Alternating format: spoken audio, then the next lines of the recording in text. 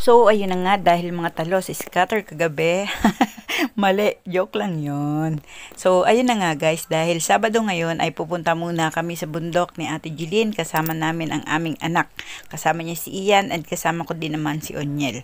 Maggagamas kami guys sa bundok and then kukuha kami ng mga gulayin at kung ano-ano pang makukuha sa bundok na papakinabangan. And take note guys, hindi libre ang pag-aasarol namin dahil aarawan kami or uupahan kami ni Mama sa aming pag-aasarol, di ba? Puhunan din. Joke. Yun guys ay biro lamang ha, huwag ka seryosohin. Ang totoo niyan guys, kami Ate Jeline ay wala kaming pinipiling racket, basta't marangal pinapatos namin. Kaya pati pag-aasarol ay pinapatos namin. Alam nyo guys, nung time na wala pa akong ibang trabaho, halos laging kami ang nag-aasarol sa taniman nila Papa. Ayan guys, makikita nyo, ang dami-dami nilang tanim. Kaso dahil sa matanda na sila, inuupa na nila. Ayan guys, nakikita nyo, daming lata-lata. Tapos dun sa bungad guys, merong kadyos. Alam nyo ba yung kadyos? Yung buto na masarap siya guys. Basta, kadyos yun. Comment down na lang yung mga nakakaalam ng kadyos at saka yung mga hindi naman ay for the next video ay comment din kayo para ipakita ko sa susunod kong video kung gusto nyo lang. So ayan guys, nakarating na kami sa bundok and makikita nyo, nasa taas kami. Mataas yung bundok na pinuntahan namin. Ayan, oh, kita namin ang baba. Ang ganda sa mata guys. Alam nyo bang nature lover ako? Wala naman nagtatanong, sinasabi ko lang. Ito guys ang aming aasarulan. Ito lang ba?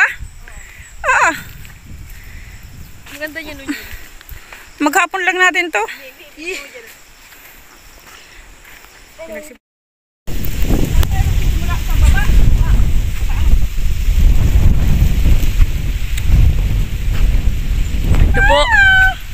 Ito po ang mga talo sa scatter. Mag-aasarol po sila para po magkapera. Pang scatter. Pipilitin daw po nilang bumawi. Dati po silang may motor, ngayon nakabike na lang. 10 times. Ayan ng bata. Ari, mamaya ay naniwala naman kayo ay ano, at ako'y naimarites na laging talo ay. Hindi po yun totoo. Mag-start na nga kami sa pag-aasarol kasi lugi na yung aming mag-uupa kasi alam nyo ba kung anong oras na yan guys? Alas 9 na. So nagsimula kami dito sa baba guys kasi alam nga naman magsimula kami sa taas ay di anong klase yun, anong itsura namin nun, nakatiwarik ay ang hirap yata nun, nakakaliyo yun. At ito na nga, yung videographer ko pa ay nagre-reklamo pa. Ang sabi ay, ang hirap palang maging videographer. So biniro ko na nga naman, nasabi ko, hayaan mo, kapag sumahod tayo sa ating video, ay bibigyan kita ng 10% ng kita. Aba, nakapagreklamo pa, ang sabi ay 10% lang, ang baba naman ang rate ko. Napaka manang-mana sa ina, masyadong negosyante. Ay, mabalik nga pala ako guys dito sa ginagawa ko. Nakikita nyo ba yan guys, yung pag-aasarol ko? Sinong marunong yan?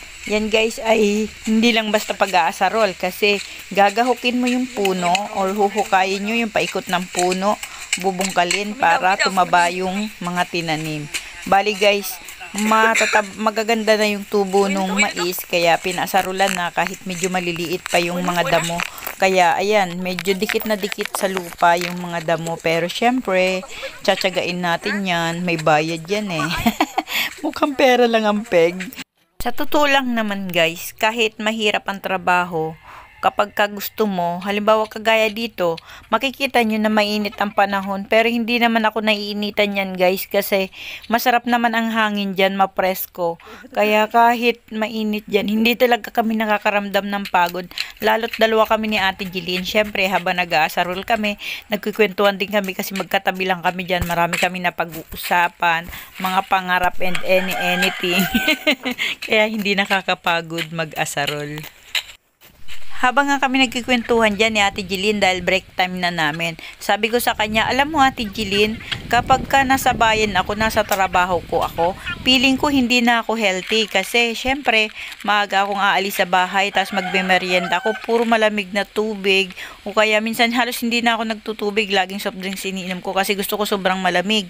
Minsan yung mga shake tapos samantalang kako pagka nandito tayo sa bundok, feeling ko nagiging healthy ako. Kasi, ang binabaon ko doon talagang tubig. As in talaga guys, hindi ako nagbabaon doon sa maliit kong baunan. Binapagbaunan ko yung 2 liters na coke. Kasi, nauubos ko yun guys. Minsan wala pa maghapon, nauubos ko yun. Samantalang kapag nasa bayan ako, nasa trabaho ko, aba, kailan lang ako iinom? Baka mga 3 glass of water lang ang naiinom ko sa maghapon. Samantalang dito sa bundok, kapag ka nag-aasarol kami, o kahit anong ginagawa namin dito sa bundok, ang dami kong naiinom na tubig, kaya feeling ko talaga nagiging healthy ako. Isa pa guys, kapag ka nandito kami sa bundok, ang mga merienda namin, kagaya ng kamuti, balingho, yung bang mga pagkakain na walang preservatives, talagang galing pa talaga sa taniman, bubunutin namin, tas lulutuin. Mamayang hapon guys, magluluto kami ng balingho. Idudugsok ko rin sa hulihan para makita nyo. Siguro guys, sa mga nakakakita na sa mga dati kong vlog, sa mga video ko doon sa YouTube channel ko, makikita nyo na noon, malimit ako or palagi ako dito sa bundok. Kaso nga lang guys, noong mga nakaraang buwan ay nagkaroon ako ng bagong trabaho or bagong racket nga. So, naging busy ako kaya bihirang-bihira talaga ako at halos hindi ako nakasilip ng matagal dito sa bundok. Kaya ngayon, sabi ni mama wala mag-aasarol, talagang nagpresenta ako, sabi ko ako na lang. Lagi ko nga rin sinasabi kay Ate Jilin, sabi ko sa kanya, Ate Jilin, alam mo ba kung ako magkakapera, bibili talaga ako ng lupa, yung medyo malaking lupa sa bundok. Hindi naman masyadong bundok, tapos dun ako magpapatayo ng bahay.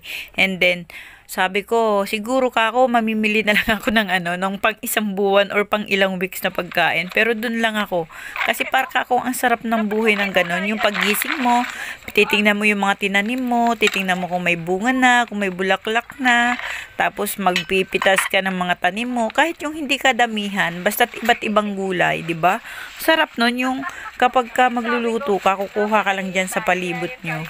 Hindi ko alam guys bakit ang hilig-hilig ko sa bundok. Siguro dati akong unggoy. Ay naku, ano na lang naisipan ko. So ayun na nga guys, tanghali na, kaya nagdala na yung anak namin. Kumuha si Onyel tsaka si Iya ng pagkain doon sa baba, sa bahay nila mama. Dinala na lang kami ng pagkain para hindi na kami umuwi sa tanghali. Kaya ayan guys, kain tayo. Ang ulam namin ay adobong manok.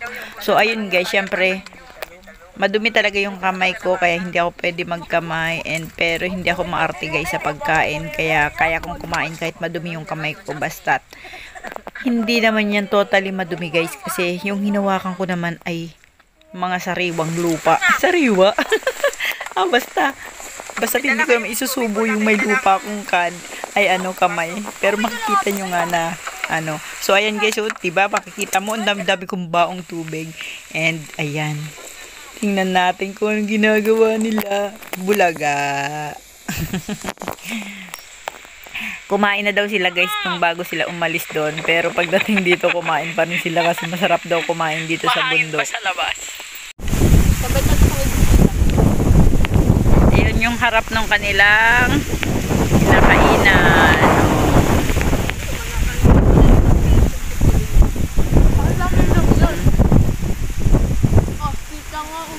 Nandun pala yung simbahan ng Magdangan Luminos. Isum natin. Ayun. After namin kumain guys, ay nakatulog ako sa kubo. Sobrang sarap ba naman ang hangin? Sinong hindi makakatulog? Ayun, ginising nga ako ni Ate Jilin kasi sabi niya alauna na daw. Mag-sarol na raw kami uli. Grabe, sobrang sarap pa sana matulog. Parang ayaw ko pang imulat yung mga mata ko, pero kailangan na. Tingnan mo naman yung mata ko dyan, parang napikit-pikit pa. Halos may git ng kalahati agad yung naasarulan namin guys nung hanggang tanghali, kaya siguro mabilis na lang namin itong matatapos, and then pagkatapos namin meron kaming binabalak. Abangan nyo kung anong aming balak, bawal yun. Mayroon kasi dito guys sa katabi nito na taniman ng ng kamote si Papa. Tas alam namin ay hindi pa yun masyadong pinapahukayan. Pero sabi namin maghuhukay kami after namin maggamas. At ito na nga dahil tapos na kami. Tara na! Maghukay na tayo! Pagpunta namin guys sa may kamutihan ay meron akong nakitang nyug-nyugan or sa Bicol ba ay lubi-lubi. Yun yung guys yung parang ang tawag nila ay anong tawag doon? Ripple yung gubat. Ayan yung kinukuha ko. So kinuha ko muna guys and tingnan nyo naman ang nangyari sa akin. Muntik pa akong dumausdos dun sa baba. Grabe. Para lang sa gulay.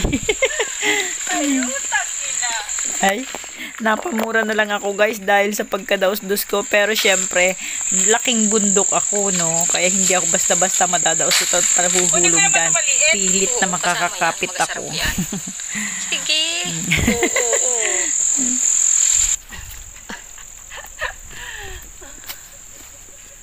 Okay na. Sayang ito. Pwede ba sabi nila kinakain daw to? Ano? Oo. Pagkakuha ko nun guys ay di naghukay na nga kami ng kamote at ayun na nga nakakita agad ako ng lupang bitak na bitak tapos medyo nakaumbok. Alam nyo ba yun guys? Yun yung palatandaan na lamay laman. Hindi mo na kailangan hanapin yung ugat. Kapag nakakita ka ng lupa na maumbok tas may bitak, aba sure na laman yun. O ayan, di ba? Tapos sabi dyan ni Ate Jeline, ay daya, wala ako. So ay di syempre, pinagbigyan ko siya. Ako naman ang nag-video sa kanya, tapos siya din naman yung naghanap. O ayan, meron siya nakuha, kulay red. Yun pala, madami na siyang nahukay. Ayan o, dami na no. Buha. Imposible na tong wala pa. Uy, laki.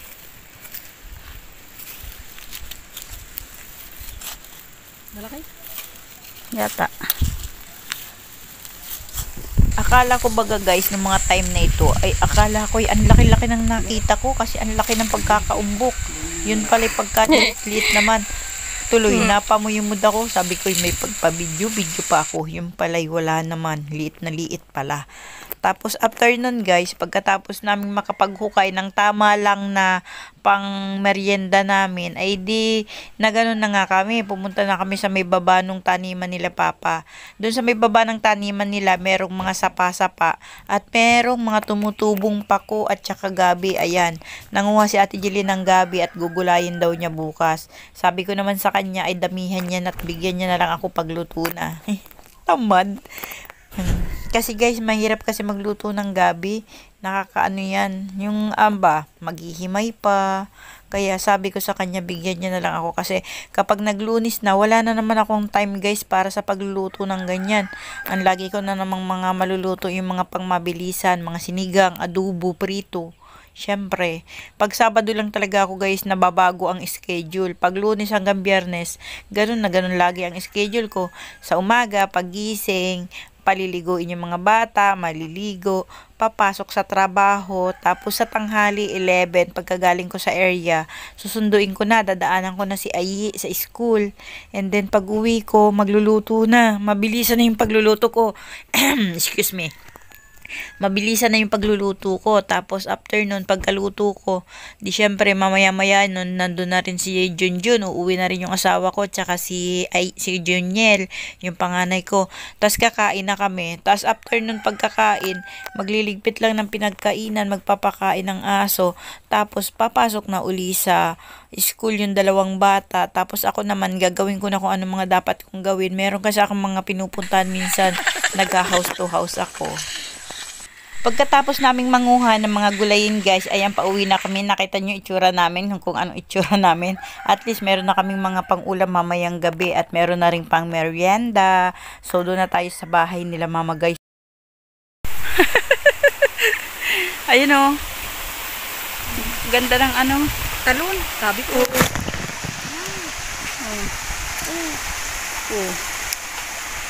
Oh, ganda ng tubig. Oh, ganda yung maligo. It's merienda time! Kape tayo guys with matching balinghoy na may sausawan na kinayod na niyog. Kumakain din ba kayo nito guys? Sa mga nakakain na, anong lasa nito? Hoy! Hindi naman yan. Pang-ulam lang yan sa ano. Ganda. Higop yan.